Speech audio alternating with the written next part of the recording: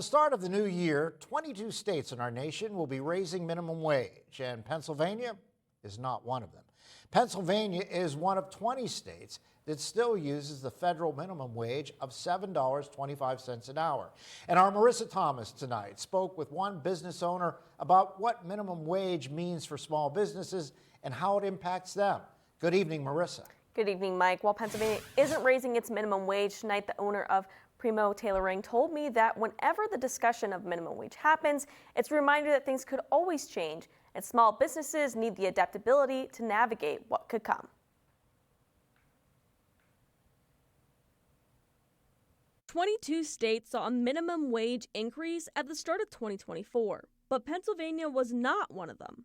Even though Pennsylvania isn't raising the hourly rate for minimum wage jobs, for smaller businesses like Primo Tailoring, it's a good reminder to stay aware of changing wage standards. Talking about raising the floor for minimum wage, I know as a business that would definitely put a big toll on me, and I'm sure with a lot of other businesses. Thankfully, again, like I said, because we're always trying to strive and pay the best that we can and try and pay industry standard and not just what Erie would pay somebody to do this job, we're always trying to find ways to avoid having to worry about it. Owner of Primo Tailoring, Louis Jeremita, says raising a minimum wage could be disruptive for other businesses and could also create hurdles in finding the right employees. If our skilled employees are now going to be making the same as a minimum wage employee, it kind of displaces people to some extent. So that does play into the whole, okay, going forward, finding employees, how are we going to set our pay structures going forward? But it's always a struggle for small businesses, I feel like, competing with the larger companies. CBS News legal contributor Jessica Levison says there are multiple factors that play a role in how these minimum wage raises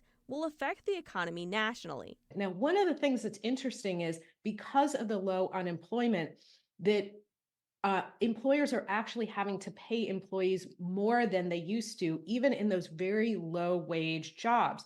And so this raising of the minimum wage in a number of different states, it actually has a lower impact than it might otherwise have had in a worse economy.